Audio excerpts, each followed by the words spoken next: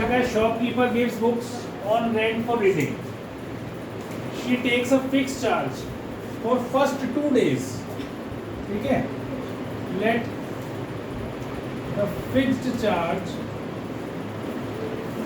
For first 2 days, ठीक है, is equal to ₹X. ठीक है, उसके बाद लिखा है and an additional charge for each day thereafter. ठीक है, फिर लिख दो let additional charge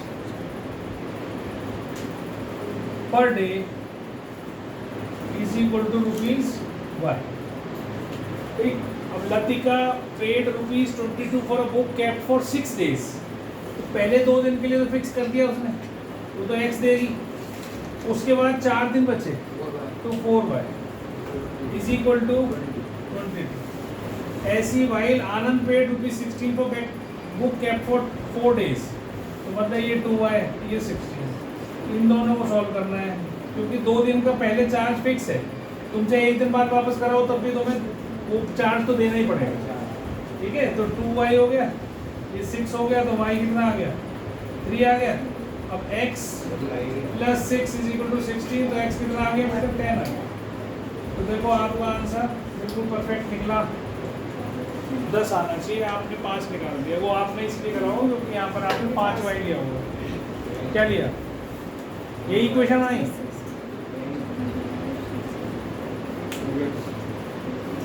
to X. तो A में x स्टूडेंट माने मैंने let the number of students in A room A भी x and in room B is y. अगर हमने A से B में 10 स्टूडेंट भेजे तो यहाँ कितने बचे x - 10 बचे. यहाँ कितने हो गए, तो दोनों बराबर हो गए. ऐसा बोला उसने, सेम आ गया. Number of students in each room is same. तो एक इससे इक्वेशन बन गई आपके पास. अब कहता है इफ 10 स्टूडेंट्स 20 स्टूडेंट्स B से A में भेज दिए from B to A, the number of students in A, इसमें डबल हो गए इसके. इससे भेजे तो y -20 और यहाँ कितने हो गए x + 20. ठीक है, इसमें x थे ना पहले, अब इसमें 20 बढ़ गए, इसमें 20 कम हो गए. तो A में जो नंबर ऑफ स्टूडेंट्स है वो डबल हो गए इसके. तो क्या बनाऊँ बताओ, 2 लगा दो. किस में लगाऊँ 2? तो इस साइड वाले में, इस साइड कौन से x + लेफ्ट, इसमें लगा दूँ इसमें लगा तो दूँ इस साइड वाले में, लेफ्ट. लेफ्ट वाले. मतलब x + 20 इज 2 टाइम्स y - 2. अब तुम इस बात इस तरीके से कंफ्यूजन नहीं होना चाहिए. इस तरह से देखोगे, पहले ये देखो कि किसमें डबल हो गए, A में डबल हो गए, इसका मतलब उसमें ज़्यादा हो गए बच्चे, दुगने हो गए.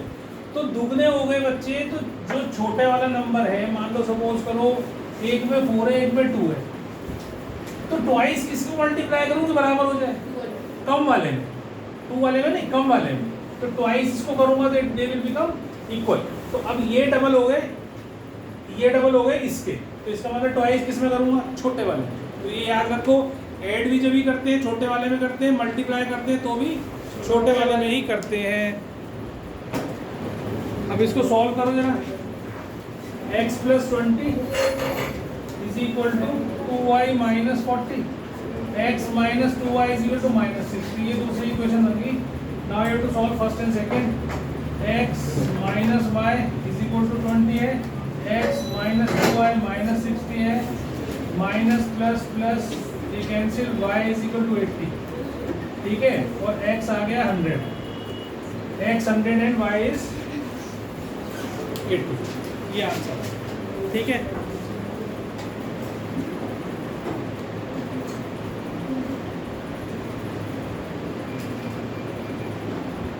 जो समझा रहा हूँ, x की वैल्यू निकाल लो 6 - 3y. ठीक है, और y की वैल्यू इसमें डालते जाओ. कोशिश ये करो कि उस वेरिएबल को एक तरफ रखो जिसका कोफिशिएंट 1 हो, अगर मिलता है तुम्हें किसी इक्वेशन में. जैसे यहाँ पर x का कोफिशिएंट 1 है, तो मैंने इसको इधर ही रखा, इसको उधर ले गया. अगर मैं y की वैल्यू निकालता इन टर्म्स ऑफ x तो क्या बनती हो, देखो ये ऐसे बनती, और फिर आपको क्या करना पड़ता, इसके नीचे 3 लेके जाना पड़ता. तो फिर तुम्हें सोचना पड़ता है कि ऐसा नंबर रखूँ जो 3 से कट जाए. डेसिमल तो रखते नहीं है इसमें. ठीक है, तो हम क्या करते हैं, फिर सोचते हैं कि भाई इसमें क्या रखूँ मैं. क्या रखता है यहाँ पर, सबसे पहला 3 रखता हूँ यहाँ पर, या 0 रखता है यहाँ पर मैं, ठीक है। पर यहाँ नहीं सोच रहा मुझे, यहाँ तो y की वैल्यू रख दो सीधी, आँख बंद करो, 1 रख दो, 0 रख दो, -1 रख दो, 2 रख दो, तो x की वैल्यू ऑटोमेटिकली आती जाएगी, डिवाइड नहीं करना तुम्हें, ठीक है। तो ये दिमाग में रखना है कि जो कोफिशिएंट जिसका 1 है उसको लेफ्ट पे रखना है, और y की वैल्यू आ गई या x की वैल्यू आ गई, इसकी वैल्यू डाल दो। अब इसकी वैल्यू डालो, जैसे मान लो मैंने यहाँ 0 डाल दी, तो यहाँ 0 डालूंगा तो x कितने आएंगे 6, फिर मैंने यहाँ 1 डाल दी तो क्या आएगी इसकी 3, फिर मैंने 2 डाल दी तो कितनी आ गई 0। बस 3 वैल्यू सफिशिएंट है तुम्हारे लिए, इससे ज़्यादा वैल्यूज नहीं लेनी है, इससे कम भी नहीं लेनी है। क्यों, ये 3 क्यों लेते हैं, वैसे तो किसी भी 2 पॉइंट को मिलाकर हम लाइन बना सकते हैं। बेटा इधर ध्यान दे, छोड़ दो उसको, काम जो मैं बता रहा हूँ वो सीख लो। 2 पॉइंट से लाइन बनाई जा सकती है, लेकिन हम तीसरा पॉइंट क्यों लेते हैं कि बाई चांस हमने 2 पॉइंट लिए, मान लो ये 2 पॉइंट ले लिए और वो गलत हो गए, नहीं पास की बात नहीं है, वो गलत कैलकुलेशन में गलती हो गई हमारी, तो हम ये चेक नहीं कर पाएंगे, हम तो लाइन बना देंगे ना उन 2 पॉइंट को जोड़कर। मान लो सपोज ऐसे ग्राफ है मेरे पास, एक बार समझना, ये एक्स एक्सिस है, ये वाई एक्सिस है। अब मान लो मैंने यहाँ पर का 0 1 2 3 4 5 और 6, और यहाँ भी रख दिया 1 2 3 4 5 जो भी। अब मान लो 6 0 आया, 6 0 इज दिस पॉइंट, ठीक है, x 6 है और y 0 है, और ये कितना हो गया 0 2 ये पॉइंट। अब तुमने ये पॉइंट बना दिया और ये गलत हो गया बाई चांस, गलत हो गया बाई चांस।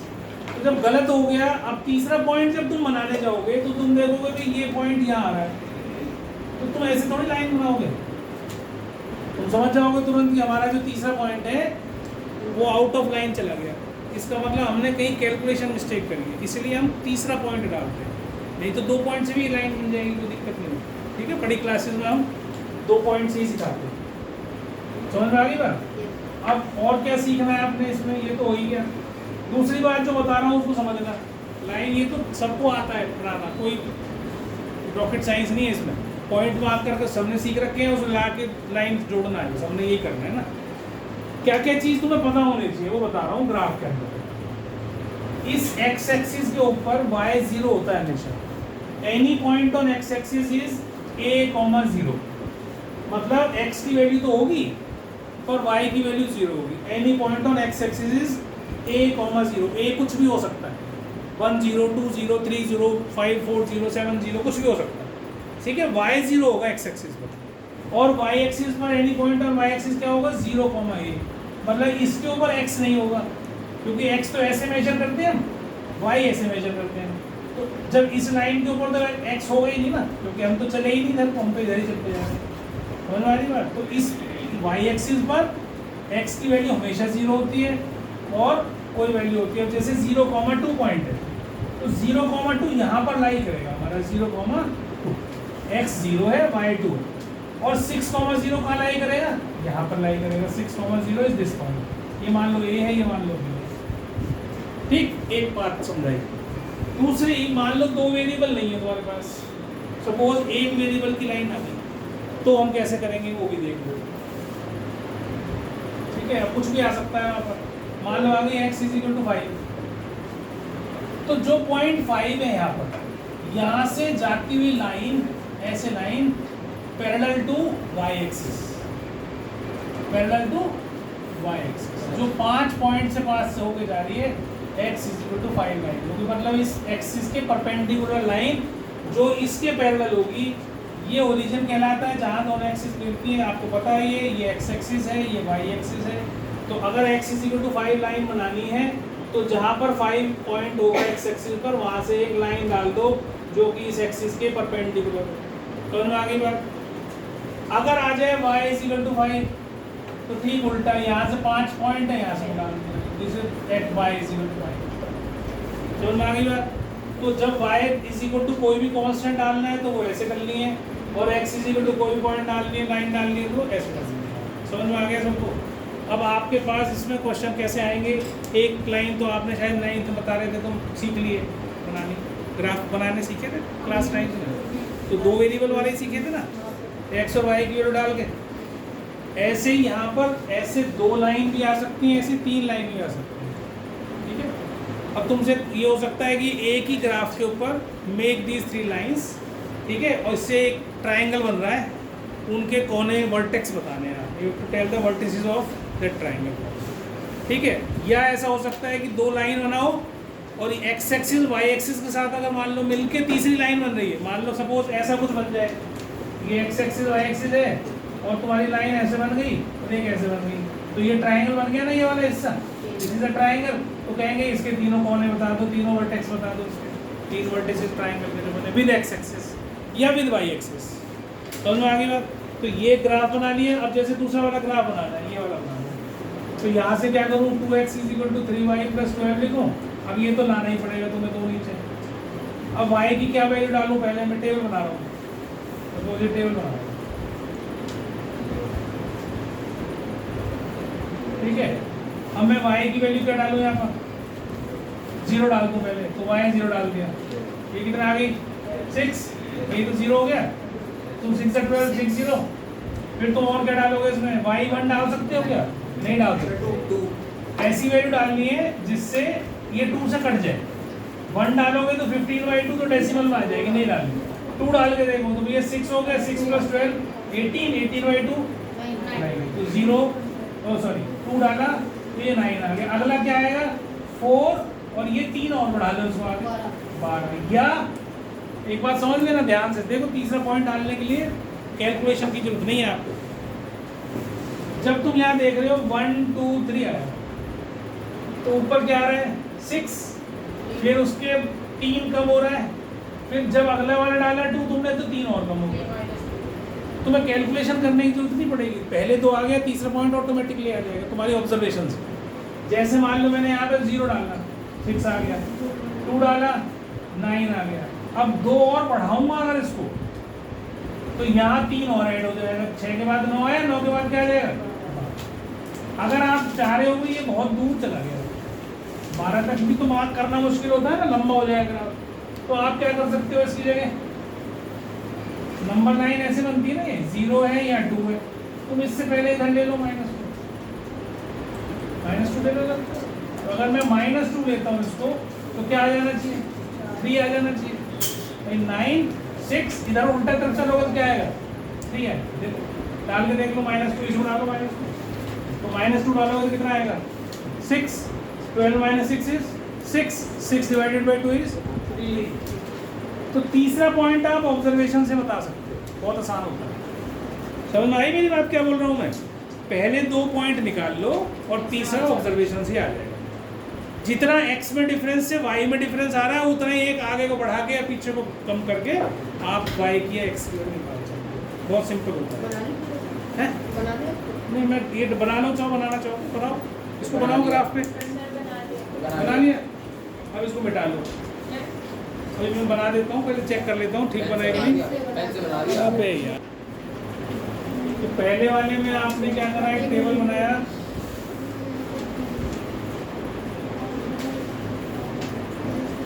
इसमें y = 6 - 2x लिखा, x की वैल्यू क्या डाली 0 डाली, तो ये 6 आ गई, x की वैल्यू 1 डाली तो 4 आ गई, फिर 2 डालूंगा तो कितने आ जाएगी 2 आ जाएगी। तो ये तो पहले वाले के लिए हो गया। दूसरे वाले के लिए y = 2x + 2 लिखा, टेबल बनाओ, x की वैल्यू डालो, x की वैल्यू हमने यहाँ 0 डाली तो 2 आ गई, फिर x की वैल्यू 1 डाली तो 4 आ गई, x की वैल्यू 2 डालूंगा तो ये 6 आ जाएगी। बेटा थोड़ी देर चुप रह सकते हो, कहाँ चुप रहते हो तुम, चुप तो मानते तो ही नहीं, कहने से समझ में नहीं आती। ठीक है, मार्क कर लो इसको, 1 2 3, और यहाँ पर है 1 2 3 4 5 6, और अब ये तो अपने आप ही बन जाएगा। 0 6 ले लो तो 0 6 हो गया ये पॉइंट, और 1 4 हो जाएगा ये पॉइंट, या नहीं ग्राफ के ऊपर बनाओगे तो आसानी से बन जाएगा, ये 2 2। ठीक है, तो इसको अपना ज्वाइन कर देना, कैसे निकल जाएगा। अब ये कहाँ से निकला है भाई, ये पॉइंट, ये लाइन कहाँ से निकली तुम्हारे ग्राफ में, 3 से निकली है, तो ये 3 से पास होगी, मैंने अपने वो थोड़ा बड़ा कर दिया है ना। y में जहाँ कम ले लिया और x में ज़्यादा ले लिया। चलो कोई बात नहीं, 3 से निकली है, 3,0 से निकली है ना, और ऐसे ही पे इस वाली को डाल दो, माइनस तो ये 0,2 0,2 आ रहा है, मैंने कैंसिल कर दिया 0,2, इस वाले को तो जिससे भी निकलेगी, पहले इसका वो तो बना लूँ, 0,2 है ये पॉइंट, ठीक है, 1,4 ये वाला पॉइंट, ठीक है, तो ये इसको आपस में मिलाया और पीछे एक्सटेंड कर दिया, ये 2, 6 पे डाल लेना, इसके अंदर 2 और 6 पे डाल लेना, जहाँ पे भी आएगा वो यहीं आएगा कहीं टाइम के ऊपर, तो ये पॉइंट भी होगा तुम्हारे ग्राफ के ऊपर आ जाएगा, -1 आ रहा है, -1,0। अब ध्यान से देखना मैं जो समझा रहा हूँ, ये ग्राफ तो तुम बना ही लेती हो, अब इसको शेड करना था और आपको इस ट्राइंगल का जो ट्राइंगल एक्स एक्सिस के साथ बनाया उसका एरिया निकालना है, तो एरिया क्या होता है, half into base into height, half into base into height. अब ये तो है बेस पूरा इसका, है ना, तो ये बेस कितना है, 3 तो यहाँ तक आ रहा है और 1 यहाँ आ रहा है, तो ये 4 हो गया, base is 4, half into 4 into height, यहाँ से डालोगे तो क्या आएगी, हाइट 4 आ रही है, देखो ये 4 है ना, तो ये क्या हो जाएगी, 4 हो जाएगी, तो 2 to the 4 कितना आना चाहिए, 8 स्क्वायर यूनिट्स, तो ये आपके पास एरिया आना चाहिए। तो ये बस ऐसे ही क्वेश्चन आते हैं तुम्हारे, अगर ग्राफ के आते हैं तो, ठीक है, कोई कंपलसरी नहीं आएगा। तो प्राइम फैक्टराइजेशन कैसे करना है, हमने इसका प्राइम फैक्टर्स बनाने हैं, तो प्राइम फैक्टर्स बनेंगे तो 1 to 4 के प्राइम फैक्टर्स बनाओ। अब जो फैक्टर्स होते हैं वो प्राइम नंबर्स ही होते हैं, ठीक है, तो 2 6 12, 2 2 4, 2 3 6, 2 1 2, इसके आगे 31 तो प्राइम नंबर ही हो जाता है, तो इसके दो प्राइम नंबर्स क्या बन गए,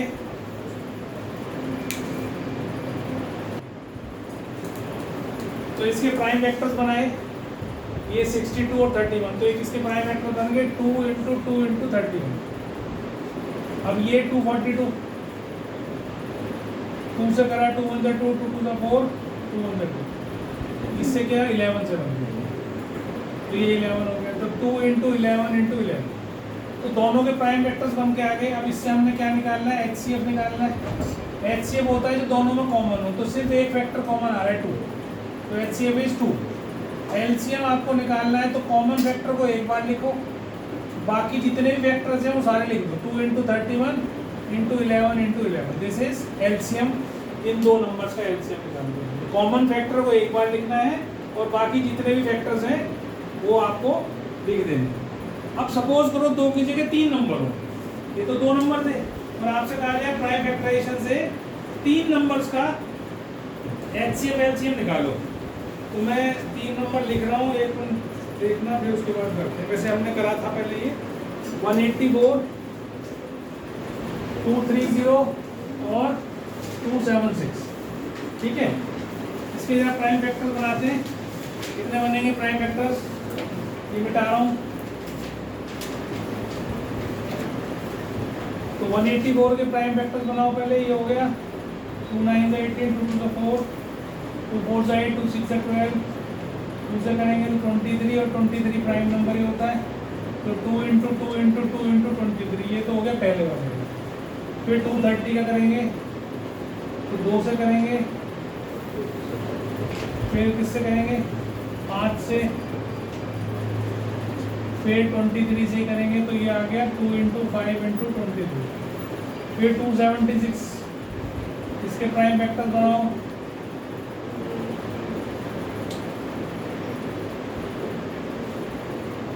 फिर 23, तो इसके बन गए 2 × 2 × 3 × अब आपको देखना है इसमें से कौन, तीनों में कौन से कॉमन है, एक तो 2 कॉमन दिख रहा है, ये बात 2 कॉमन, फिर 23 कॉमन दिखाई दे रहा है ना, तीनों में 23 है।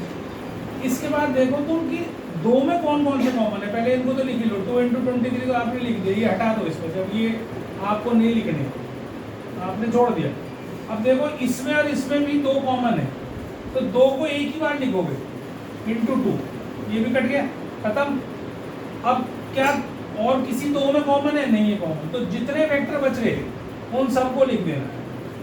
ये इसका क्या आ जाएगा, LCM आ जाएगा, और इसका HCF क्या आया था 2 × ये HCF मतलब 46 आया था और LCM जो भी कुछ मल्टीप्लाई होकर आएगा वो आ जाएगा। तो ये आएगा 46 इंटू कितना हो गया 15 तो 30 तो 60 इतना आ जाएगा ये 0 6 कितना हो 36 24 और 3 27 2760 तो ये LCM। इस तरीके से आपको प्राइम फैक्टराइजेशन से HCF और LCM निकालना सिखाया भी था मैंने पहले, दोबारा बता दिया है। किसी को कोई डाउट हो तो जरूर बता देना, ठीक है। पहली बार इर्रेशनल नंबर होता क्या है, तो इर्रेशनल नंबर क्या होता है, रैशनल नंबर पहले पता लगेगा तो इर्रेशनल नंबर समझ में आएगा। तो रैशनल नंबर क्या होता है, रैशनल नंबर होता है of the form P/Q, Q not equal to 0 और साथ में P and Q have no common factors, ठीक है, कॉमन फैक्टर्स। इसमें कोई कॉमन फैक्टर नहीं होने चाहिए, या कह सकते हो P एंड Q आर को प्राइम, ठीक है, को प्राइम। तो ये दोनों चीजें आपको पता होनी चाहिए। जो इस फॉर्म का नहीं है वो सारे इर्रेशनल नंबर, जो P/Q की फॉर्म का नहीं है, Q नॉट इक्वल टू 0 और को प्राइम नहीं है P और Q, तो वो इर्रेशनल नंबर है, that is not rational number. जैसे 4/6 is not a rational number. क्यों? क्योंकि दोनों में कॉमन है 2, कट रहे हैं, 2 2 से 4 2 3 से 6, तो हमें नहीं लेना है। तो हम इसमें क्वेश्चन में यही प्रूव करेंगे कि P एंड Q इर्रेशनल दिखाना है ना, हमें √2 को इर्रेशनल दिखाना है, तो हम इसमें यही प्रूव करेंगे कि P और Q दोनों में कॉमन फैक्टर आ रहा है, इसलिए this is not rational, it is irrational. ठीक, अब ये कंसेप्ट है, समझ लो अच्छे से और उसको कई बार प्रैक्टिस करो ताकि स्टेप्स तुम्हें याद हो जाए और वहाँ पे करा। ठीक, जैसे अब इसने कहा है इर्रेशनल नंबर है, मिटा दो ना इसको। ये सबने किया हुआ है रियल नंबर्स का चैप्टर, सबने किया हुआ है? कोई ऐसा बच्चा इसके स्कूल में हुआ नहीं है अभी तक, नहीं कर रखा? चलो फिर सुन समझ लो, ये समझ में आ गया, समझ आया? ठीक है, अब हमें प्रूव करना है कि भाई √2 इर्रेशनल है। तो √2 अगर इर्रेशनल है तो हम यहाँ पर इसको कंट्राडिक्शन से प्रूव करेंगे। हम ये मान के चलेंगे कि √2 रैशनल नंबर है, ठीक है। तो सपोज कर लेते हैं, suppose √2 is a rational number, ये मान लिया मैंने। तो √2 को हमने क्या लिख लिया, A/B लिख लिया, है ना। तो हमने मान लिया कि A और B दोनों है, A/B जो है वो रैशनल नंबर है, तो √2 के बराबर है। √2 को हमने रैशनल मान लिया। अब मैं ये बताऊंगा कि A और B में कुछ ना कुछ एक कॉमन फैक्टर है, जिसकी वजह से फिर मैं कह दूंगा कि जो हमारा सपोजिशन था वो गलत था, क्योंकि इन दोनों में कॉमन फैक्टर है, तो इसलिए ये क्या हो जाएंगे, इर्रेशनल नंबर। ऐसा प्रूव करना है इसके, ठीक है। तो कैसे करेंगे, दोनों तरफ स्क्वायर कर लें, A²/B², तो इसको लिख लो B² = A²/2। अब चीज़ को समझना बहुत ध्यान से, B² = A²/2। इससे मेरे पास क्या मतलब आ रहा है, देखो A और B दोनों कैसे, क्या नंबर है, A and B both are integers. A और B क्या है, इंटीजर्स है, ठीक है। इंटीजर भी नहीं कहूँगा, नेचुरल नंबर्स है, ठीक है। मतलब ये 2 है, ये 3 है मान लो, तो ये भी नेचुरल नंबर है, ये भी नेचुरल नंबर है, ठीक है। तो P/Q की फॉर्म में आता है, ठीक। अब अगर मैं किसी नंबर के स्क्वायर को 2 से डिवाइड करता हूँ, यहाँ A और B दोनों नेचुरल नंबर है मान लो, अगर मैं कह रहा हूँ इंटीजर भी है, तो स्क्वायर होने के बाद तो प्लस ही हो जाना है ना उन्होंने। तो अगर मैं A² को 2 से डिवाइड करता हूँ और मेरे पास B² आ जाता है, बात समझना बहुत ध्यान से, उतारना समझ ले, समझ में नहीं आया, रट्टा मार रखा है वो एक अलग चीज़ है, रटना अलग चीज़ है, समझाना अलग है। फिर वो समझ में नहीं आएगा तो उल्टा सीधा लिखेगा, फिर गलत हुआ ना, तो ये बना दो, ध्यान रखें। जो चीज़ समझाता हूँ वो जरूरी नहीं होती कि इस क्वेश्चन में अप्लाई होगी। तो मैथ समझा रहा हूँ मैं, तुम्हें कहाँ पे अप्लाई करोगे तुम्हें खुद को नहीं पता। आना अच्छी बात है, लेकिन ये मतलब नहीं है कि टीचर पढ़ा रहा था तो सुनो ही मतलब। A² को मैंने अगर 2 से डिवाइड करा, मान लो A मेरा 4 है, उसका स्क्वायर करा मैंने, उसे 2 से डिवाइड कर दिया, तो डिवाइड हो जाएगा ना इससे। तो क्या आया, 8 आ गया, है ना। तो क्या मैं 4 को 2 से डिवाइड करूँ तो भी डिवाइड हो जाएगा, क्या डिवाइड होगा, आएगा 2 नंबर आ जाएगा। बात समझ रहे ध्यान से। A² को मैंने 2 से डिवाइड करा बी स्क्वायर मिल गया, मतलब डिवाइड हो गया। तो मैं क्या लिखूंगा यहाँ, इसके आगे लिखूंगा इम्प्लाइज 2 डिवाइड्स ए स्क्वायर। ए स्क्वायर को 2 ने डिवाइड कर दिया, ए स्क्वायर को 2 ने डिवाइड कर दिया। तो इससे क्या करा, इम्प्लाइज 2 डिवाइड्स ए ऑल्सो, ए को भी डिवाइड करेगा। अगर 2 ए स्क्वायर को डिवाइड कर रहा है किसी नंबर के, तो उसके बिना स्क्वायर के नंबर को भी डिवाइड करेगा। जैसे फॉर एग्जांपल मान लो 5 का स्क्वायर डिवाइड हो रहा है 5 से, ठीक, तो क्या 5 भी डिवाइड होगा 5 से? तो मान लो 9 का स्क्वायर डिवाइड हो रहा है 3 से, सपोज कर लो 9 का स्क्वायर हो रहा है, डिवाइड होता है कि नहीं होता? होता है। 81 है, 81 को 3 से डिवाइड करोगे 27 आ जाएगा। अगर मैं लिखूं 9 को 3 से डिवाइड कर दूं, हो जाएगा? हो जाएगा। इसका मतलब क्या है, किसी नंबर का स्क्वायर अगर डिवाइड हो जाता है किसी नंबर से, तो उसका विदाउट स्क्वायर भी वो नंबर डिवाइड हो जाएगा। तो मैंने क्या लिखा है, 2 डिवाइड्स ए स्क्वायर, 2 डिवाइड्स ए स्क्वायर। इससे मैं क्या और कह सकता हूँ कि 2 ऑल्सो डिवाइड्स, 2 डिवाइड्स ए ऑल्सो, ए को भी डिवाइड कर दिया, ठीक। तो मतलब कहने का मतलब क्या हो गया, इससे क्या मतलब हो गया, अगर 2 ने ए को डिवाइड कर दिया, इसका मतलब क्या होगा, 2 जो है वो ए का फैक्टर है। 2 क्या है, ए का फैक्टर होते हैं, वही तो करते हैं ना। देखो सुन लो ध्यान से, अब मान लो मैं कहूँ 6 है, 6 डिवाइडेड बाई 2, तो तुम्हें कैसे पता चला कि 6 2 से डिवाइड हो जाता है? क्योंकि सर टेबल पढ़ लेंगे नहीं, तो क्या करोगे, इसको फैक्टराइज करोगे, क्या करोगे, 2 × 3।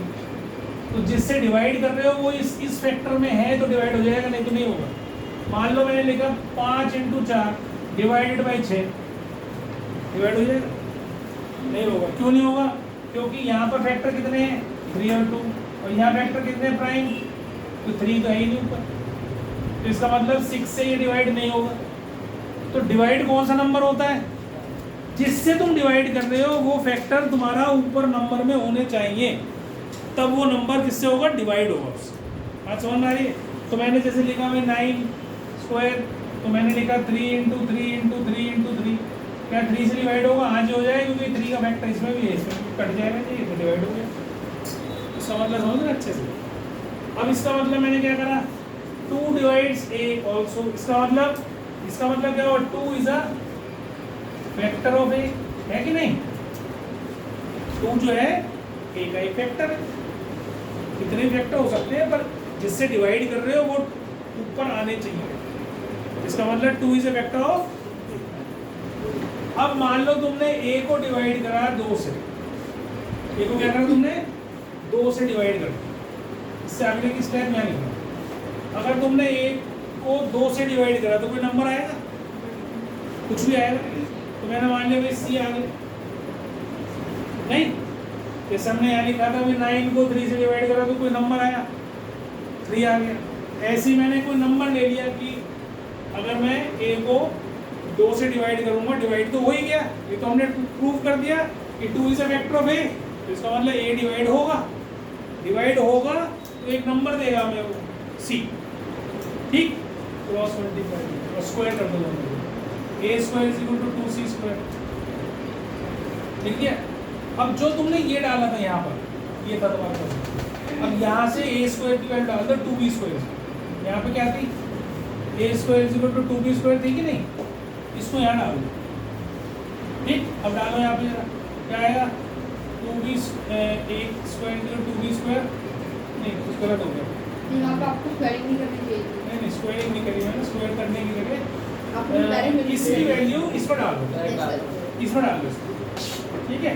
तो किसकी वैल्यू डालो, ए की वैल्यू डाल दो, A is equal to 2c square कर दो, यहाँ डाल दो, तो ये हो जाएगा 2c स्क्वायर का स्क्वायर, नहीं सर, सर 2c लेना था आपको, 2c का square is equal to 2b का स्क्वायर, 2b स्क्वायर, तो ये हो जाएगी 4c square is equal to 2b square, और 2 2 4, तो 2c square is equal to b square, तो c स्क्वायर क्या आ जाएगा, b स्क्वायर बाई, इसका मतलब मैं क्या कह दूंगा, 2 divides b square, b square से 2 से डिवाइड कर रहा हूँ तो क्या मिल रहा है मुझे, c स्क्वायर मिल रहा है, तो क्या लिखूंगा 2 divides b also implies 2 is a factor of b, 2 factor a का भी है 2 फैक्टर b का भी है, तो मैं लिख दूंगा यहाँ पर इसका मतलब so 2 is a common factor